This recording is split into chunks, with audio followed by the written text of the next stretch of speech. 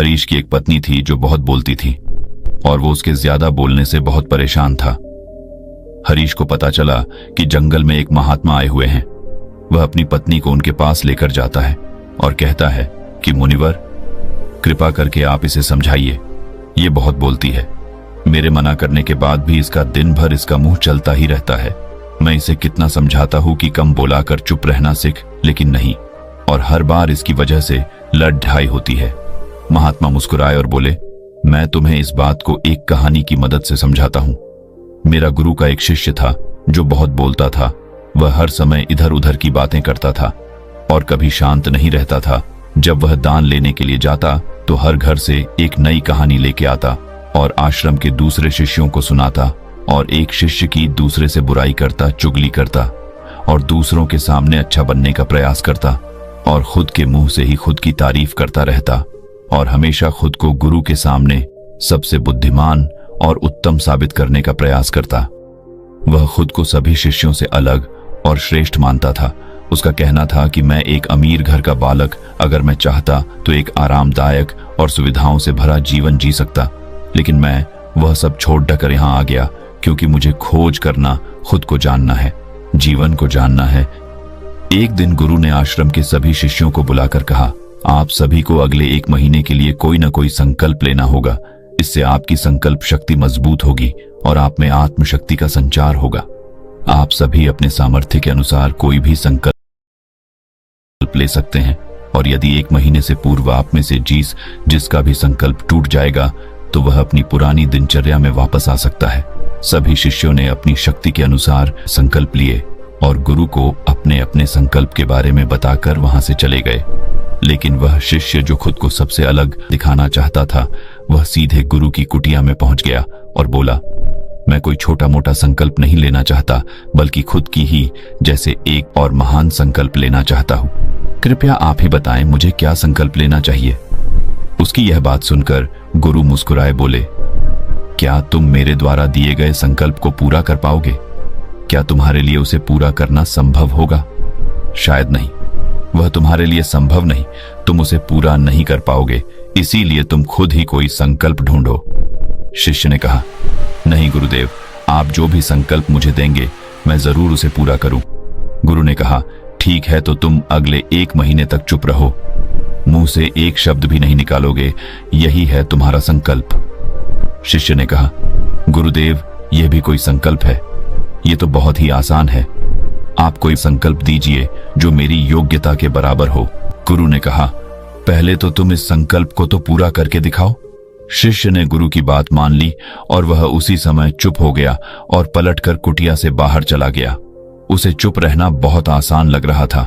उसने एक दिन तो जैसे तैसे चुप रहकर काट लिया, लेकिन दूसरे दिन से उसके मन में ना बोलने का बोझ बढ़ने लगा और तीसरे दिन उसे भारीपन महसूस होने लगा और चौथे दिन उसके अंदर एक अजीब सी बेचैनी होने लगी, क्योंकि आसपास आश्रम के सभी शिष्य एक दूसरे से बातें कर रहे थे।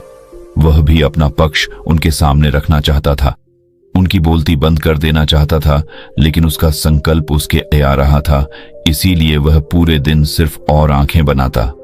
इसी तरीके से कुछ दिन और बीते और वह शिष्य बीमार पड़ गया। उसका सिर फटा जा रहा, उसका खाने पीने तक का मन नहीं था, वह सिर्फ बोलना चाहता था। वह गुरु के पास गया और उनके सामने बैठकर लिखकर उन्हें बताया, गुरुदेव, मैं बोलना चाहता हूं, बिना बोले मुझे सांस नहीं आ रही है, मेरा दम घुटता जा रहा है, मैं अंदर ही अंदर पागल हुआ जा रहा हूं, मैं क्या करूं? संकल्प तो डर दूं क्या? ये पढ़कर गुरु मुस्कुराए और बोले, मैं संकल्प ढाने के लिए नहीं होते, लेकिन जो अपने संकल्प को पूरा कर लेता है वह अपनी आंतरिक शक्ति को बढ़ाता है, और जो अपनी आंतरिक शक्ति को बढ़ा लेता है वो समाज और जागृति की राह पर आगे बढ़ जाता है। संकल्प का लेना भी तुम्हारे हाथ में था और इसे तोड़ना भी तुम्हारे हाथ में है। तुम्हारे बहुत से भाई अपने संकल्प को तोड़कर अपनी पुरानी दिनचर्या पर वापस आ चुके हैं। अगर तुमसे नहीं हो पा रहा तो तुम भी संकल्प तोड़कर अपनी पुरानी दिनचर्या पर वापस जा सकते हो। लेकिन याद रहे, अगर आज तुम इस छोटे से संकल्प को नहीं संभाल पा रहे तो तुम अपनी बाकी की पूरी जिंदगी को कैसे संभाल सकोगे? बाकी फैसला पूरी तरह से तुम्हारे हाथों में है। गुरु की यह बात उस शिष्य के दिल में चोट कर गए। वो बिना कुछ बोले वहां से वापस चला गया और खुद को अपनी कुटिया में बंद कर वह केवल अपने जरूरी कामों के लिए ही कुटिया से बाहर निकलता, बाकी सारे समय कुटिया के अंदर ही बैठा रहा। 15 दिन बीत चुके थे और आश्रम के लगभग सभी शिष्यों का संकल्प अब तक टूट चुका था, लेकिन उसका संकल्प अभी भी जारी था। संकल्प लेने के बाद से अब तक उसने एक शब्द भी नहीं बोला। सारा आश्रम हैरान था कि इतना बोलने वाला इंसान चुप कैसे हो। 15 दिन बीतने के बाद वह दोबारा अपने गुरु के पास गया और लिखकर बताया है, गुरुदेव, मैं बाहर से तो चुप हूं, लेकिन मेरे भीतर बहुत सी आवाजें हैं, बहुत सी चीख पुकार और शिकायतें हैं। मैं अंदर ही अंदर बात करता रहता हूं। मेरा मन तरह तरह के प्रश्न पूछता है। मैं बाहर से जितना मोर, भीतर से उतने ही शोर शराबे से भरा।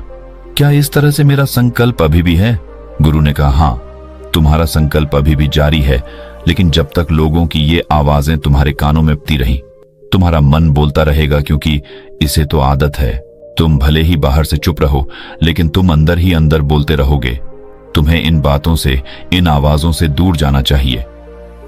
शिष्य गुरु को प्रणाम कर वहां से चला जाता है और सुबह होते ही अपनी कुटिया छोड़ जंगल की तरफ चला जाता है। कई दिन बीत जाते, संकल्प का समय भी पूरा हो जाता है, लेकिन शिष्य लौटकर नहीं आया।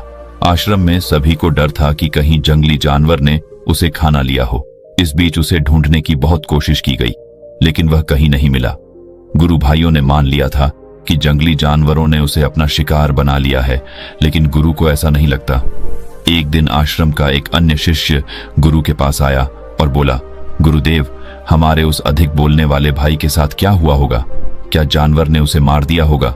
गुरु ने कहा, हो सकता है कि जानवरों ने उसे अपना शिकार बना लिया हो, लेकिन उसके न लौटने की एक दूसरी वजह भी हो सकती है। शायद उसे वह मिल गया है जिसके लिए वह गया था। फिर शिष्य ने पूछा, गुरुदेव, क्या ज्यादा बोलना इतना हानिकारक होता है?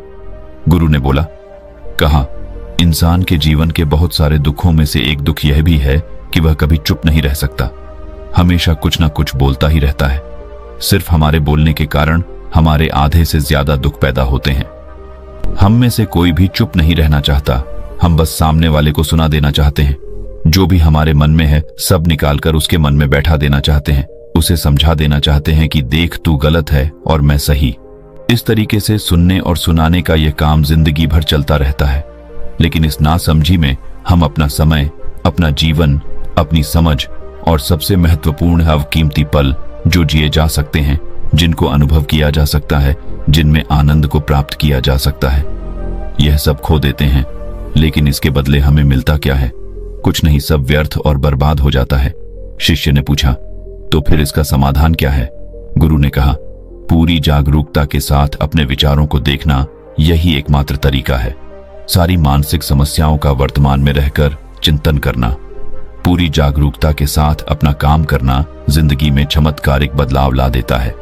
उसके बाद वह शिष्य गुरु से अपने प्रश्नों का उत्तर पाकर उनको प्रणाम करके वहां से चला गया। उस शिष्य को आश्रम छोड़ ढकर गए 3 महीने का समय बीत चुका था, लेकिन उसकी कोई खबर नहीं। अब तक तो सभी गुरु भाइयों ने भी उसके वापस लौटने की उम्मीद छोड़ी, लेकिन एक दिन वह आश्रम लौट आता है। लेकिन अब वह नहीं था जो यहां से गया था, वह कुछ और ही बनकर वापस आया था। उसके अंदर एक गजब का बदलाव महसूस किया जा सकता था। उसके चेहरे पर एक गजब का ठहराव और आंखों में बनी शांति थी। आश्रम में आते ही सभी गुरु भाइयों ने उसे चारों तरफ से घेर लिया और बातें करने लग गए। वह भी अपने गुरु भाइयों से बातें करने लगा। उससे बात करने वाले सभी ने यह अनुभव किया कि अब वह पहले जैसा उतावला और बातूनी नहीं रह गया था। उसके मुंह से एक एक शब्द बहुत ही सुलझे हुए और मधुरता के साथ निकल रहे थे। थोड़ी देर तक गुरु भाइयों से बात करने के बाद वह सीधा गुरु की तरफ चला गया। उसने गुरु के चरण छुए और कहा, गुरुदेव, क्या मैं अब भी मौन हूं? क्या अब भी मेरा संकल्प जारी है? गुरु ने कुछ देर तक शिष्य की आंखों में बड़े ध्यान से देखा और कहा, हां, तुम अब भी मौन हो। तुम्हारे मुंह से एक भी शब्द निकल नहीं रहा और तुम्हारा संकल्प अभी भी जारी है। शिष्य ने कहा, गुरुदेव, जब मैं आश्रम से गया तो मैं मुंह से तो चुप था, लेकिन मेरे अंदर बहुत सी आवाजें थी। मन में बहुत से प्रश्न थे और वह बंद नहीं हो रहे थे, तो मैं जंगल में चला गया, इस उम्मीद से कि वहां मुझे शांति मिलेगी और मेरे मन की बकबक कम हो जाएगी। लेकिन मैं जितना एकांत में जाता गया, मेरे अंदर की आवाज उतनी ही तेज होती गई। मेरे भीतर की पुरानी से पुरानी आवाज मुझे सुनाई देने लगी। तब जाकर मैंने महसूस किया कि मैं कितना गलत कर रहा था। जब मैं अपने परिवार वालों, दोस्तों को और गुरु भाइयों को बुरा भला कहता था तो उस समय मुझे लगता था कि मैं सही कह रहा हूं। जब मैं गुरु भाइयों की एक दूसरे से चुगली करता था और उनका मजाक बनाता, तब भी मुझे यही लगता था कि मैं उनसे बेहतर हूं और मैं सही कर रहा हूं। लेकिन उस दिन मैंने पहली बार महसूस किया कि मैं कितना गलत बोलता था। काफी दिनों तक ये आवाजें, ये शिकायतें मेरे अंदर चलती रहीं, लेकिन धीरे धीरे करके एक दिन ये सारी आवाजें मेरे अंदर से समाप्त हो गई। अब मैं भीतर से भी मौन हो गया। उस घने जंगल में बाहर से कोई बोलने वाला था नहीं और भीतर कोई आवाज बची ही नहीं थी, और मैं उस दिन पहली बार मौन का सही अर्थ समझा। मेरे चारों तरफ बहुत शांति थी। हालांकि अभी भी कुछ आवाजें आ रही थीं जो पहले भी आती थीं, लेकिन मैं उन्हें सुन नहीं पाता था। पर अब वह सभी आवाजें मुझे स्पष्ट रूप से सुनाई दे रही थीं। हवा के चलने की आवाज, चिड़ियों के चहकने की आवाज और पानी के बहने की आवाज। ये सभी आवाजें मैंने पहली बार पूरे होशपूर्वक सुनी। अपने चारों तरफ इतनी शांति मैंने पहले कभी महसूस नहीं की थी। तो इस शांति को भंग करने के लिए मैंने पहली बार अपने मुंह से कोई शब्द निकाला। मैं चिल्लाया, हे ईश्वर, ये कैसी शांति है? सभी कुछ इतना शांत क्यों है? ऐसा क्या हो गया? लेकिन मेरे चिल्लाने के बाद भी शांति भंग नहीं हुई। सब कुछ पहले जितना ही शांत था, बाहर भी और भीतर भी।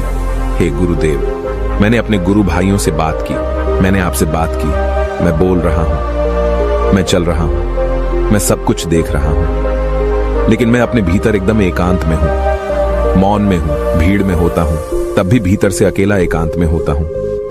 जब मैं खुद में भी शोर करना चाहता हूं तब भी एकांत में ही होता हूं। अब सब दिखाई पड़ने लगा है, सब सुनाई पड़ने लगा है। गुरु ने कहा, जब तक हम बाहर की तरफ बोलते रहेंगे भीतर अशांति ही रहेगी, लेकिन जिस दिन हम भीतर की तरफ मुड़ जाएंगे तब हमारे मुंह से कुछ भी निकलेगा, हम शांत ही रहेंगे। दुनिया में जितनी भी बुराइयां हैं ज्यादातर हमारे बोलने से ही उत्पन्न होती है, क्योंकि हम चुप रहना नहीं चाहते। हम जितनी जरूरत है उससे कहीं ज्यादा बोलते हैं। हम सामने वाले को सुनना नहीं चाहते, बल्कि उसकी बोलती बंद कर देना चाहते हैं।